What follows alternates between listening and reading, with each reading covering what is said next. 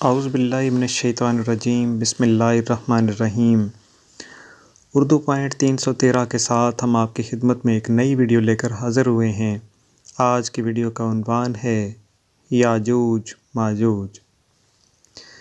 یاجوج ماجوج ایک قوم ہے جس کا ذکر الہامی کتابوں میں بھی موجود ہے کہ اس مخلوق کو حضرت ذوالقرنین تعمیر کر کے انسانی دنیا کے دوسری جانب قید کر دیا تھا، لیکن قیامت سے پہلے یاجوج ماجوج اس دیوار سے نکلنے میں کامیاب ہو جائے گی اور جہاں سے گزرے گی انسانی بستیوں کو تباہ و برباد کرتی چلی جائے گی۔ پھر وہ حملہ کرتے کرتے ایک جھیل پر پہنچے گی جس کا ذکر کتابوں میں موجود ہے کہ وہ اس جھیل کا سارا پانی پی جائے گی اور اس کے پیچھے آنے والے یاجوج ماجوج گروہ کو اس میں ایک بھی پانی کا قطرہ نہیں ملے گا، اور ایسا محسوس ہوگا جیسے یہاں کبھی کوئی جھیل ہی نہیں تھی۔ اس جھیل کا نام تبریہ ہے اور یہ بحیرہ تبریہ کے پاس موجود ہے۔ جھیل تبریہ اسرائیل کے شہر تبریہ میں واقع ہے۔ یہ اسرائیل میں سب سے بڑی میٹھے پانی کی جھیل ہے جو 21 کلومیٹر لمبی، 13 کلومیٹر چوڑی اور 43 میٹر گہری ہے۔ یہ وہی جھیل ہے جسے آج اسرائیل اپنے لیے معتبر سمجھ رہا ہے، وہی یاجوج ماجوج کی منزل ہوگی جس کا ذکر قرآن مجید نے 1400 سال پہلے فرما دیا تھا۔ یاجوج ماجوج دراصل کون ہیں اور یہ کہاں رہتے ہیں؟ مولانا حافظ الرحمن نے اپنی کتاب قصص القرآن میں اس کا ذکر کیا ہے اور قرآن مجید کی سورہ کہف میں اس کا ذکر موجود ہے۔ ارشاد باری تعالیٰ ہے، یہاں تک کہ جب وہ دو پہاڑوں کے درمیان پہنچے تو انہیں ان پہاڑوں سے پہلے کچھ لوگ ملے جن کے بارے میں ایسا لگتا تھا کہ وہ کوئی بات نہیں سمجھتے۔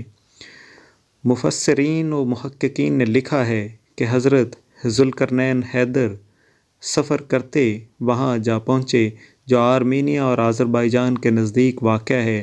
وہاں دو پہاڑوں کے درمیان سے ایک قوم نکلتی تھی جو کھیت تباہ کر دیتی، ترکوں کو بے دردی سے قتل کر ڈالتی اور انہیں غلام بنا کر لے جاتی تھی۔ وہاں کے لوگوں نے حضرت ذوالقرنین حیدر سے درخواست کی کہ ہم آپ کو کچھ رقم جمع کر دیں تاکہ آپ ہمارے اور ان کے درمیان کوئی رکاوٹ بنا دیں۔ یہ یاجوج ماجوج تھے۔ قرآن مجید میں ارشاد باری تعالیٰ ہے، انہوں نے کہا، اے ذوالقرنین، یاجوج اور ماجوج اس زمین پر فساد پھیلانے والے لوگ ہیں، تو کیا ہم آپ کو کچھ مال کی پیشکش کر سکتے ہیں جس کے بدلے میں آپ ہمارے اور ان کے درمیان کوئی دیوار بنا دیں؟ اس پر حضرت ذوالقرنین نے جواب دیا، اللہ نے مجھے جو اقتدار عطا فرمایا ہے وہی میرے لیے بہتر ہے، لہٰذا تم لوگ میری مدد کرو تو میں تمہارے اور ان کے درمیان ایک مضبوط دیوار بنا دوں گا۔ پھر حضرت ذوالقرنین نے لوہے کے بڑے بڑے ٹکڑے دونوں پہاڑوں کے درمیان کھڑے کیے اور لوگوں سے کہا، ان کو جلاؤ۔ جب وہ سرخ ہو گئے تو اس پر پگھلا ہوا تانبا ڈالا گیا تاکہ لوہے کے ٹکڑے مضبوطی سے آپس میں جڑ جائیں اور چکناہٹ کے سبب کوئی اس پر چڑھ نہ سکے۔ چنانچہ یہ دیوار ایسی بن گئی کہ یاجوج ماجوج نہ اس پر چڑھنے کی طاقت رکھتے تھے اور نہ اس میں کوئی سوراخ بنا سکتے تھے۔ کہا جاتا ہے کہ اس کی لمبائی 50 میل، اونچائی 290 فٹ اور چوڑائی 10 فٹ ہے۔ محققین کے مطابق قرآن مجید کی گواہی سے ثابت ہوتا ہے کہ حضرت ذوالقرنین حیدر نے دو پہاڑوں کے درمیان سفر کیا۔ اس پہاڑی سلسلے میں ایک جگہ بہت ہی بلند ترین پہاڑ ہیں جن کے درمیان وہ واحد راستہ ہے جہاں سے آیا جایا جا سکتا ہے، مگر یہ راستہ مکمل برف سے ڈھکا ہوا ہے، اس کے اندر لوہا اور دھات موجود ہے۔ تاریخ کے مطابق یاجوج ماجوج حضرت نوح علیہ السلام کے ایک بیٹے یافز کی اولاد میں سے ہیں جو خانہ بدوش اور وحشی قبائل پر مشتمل تھی۔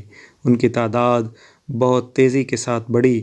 یہ حضرت ذوالقرنین حیدر کے زمانے تک مختلف قبائل، قوموں اور آبادیوں میں پھیل چکے تھے۔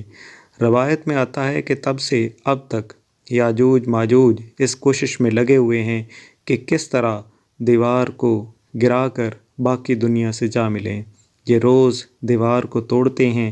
جب تھوڑا سا حصہ رہ جاتا ہے اور سورج غروب ہونے لگتا ہے تو ان کا سردار واپسی کا حکم دیتا ہے کہ باقی کا کام کل کریں گے، مگر اگلے روز دیوار کہیں زیادہ مضبوط ہو چکی ہوتی ہے۔ جب یاجوج ماجوج کے خروج کا وقت آ پہنچے گا تو وہ تمام دن دیوار میں سوراخ کریں گے اور ہر روز کی طرح ان کا سردار شام کو واپسی کا حکم دے گا اور کہے گا باقی کام کل کریں گے انشاءاللہ۔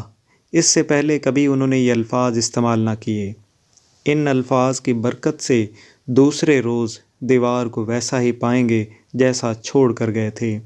انتہائی پرجوش ہو کر دیوار گرا دیں گے اور زمین پر پھیلتے چلے جائیں گے، جہاں سے گزرے گے تباہی پھیلائیں گے، مخلوق خدا کو اپنے شر و فساد کا نشانہ بنائیں گے۔ ان کا پھیلا گروہ جب بھاگتا ہوا جھیل تبریہ سے گزرے گا تو صحیح مسلم کے مطابق وہ سارا پانی پی جائیں گے۔ جب آخری گروہ وہاں پہنچے گا تو کہے گا کبھی یہاں پانی ہوا کرتا تھا۔ بحیرہ تبریہ اسرائیل میں تازہ پانی کی سب سے بڑی جھیل ہے۔ اس کا ذکر توریت اور انجیل میں بھی آیا ہے۔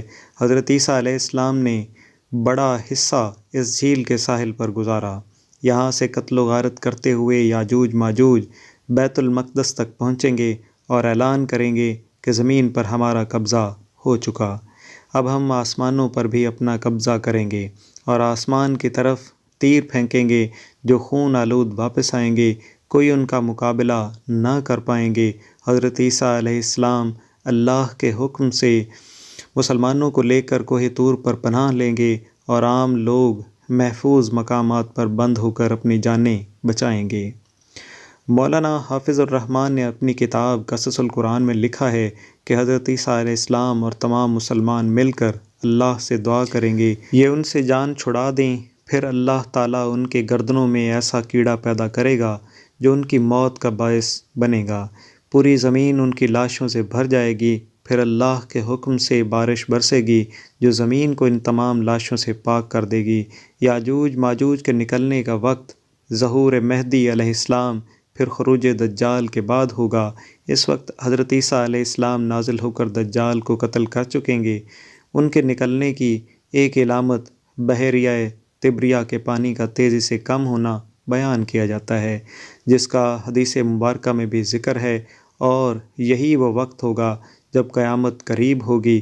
اللہ پاک سے دعا ہے کہ ہمارا خاتمہ ایمان پر کرے اور ہمیں اپنی پناہ میں رکھے، آمین ثم آمین یا رب العالمین۔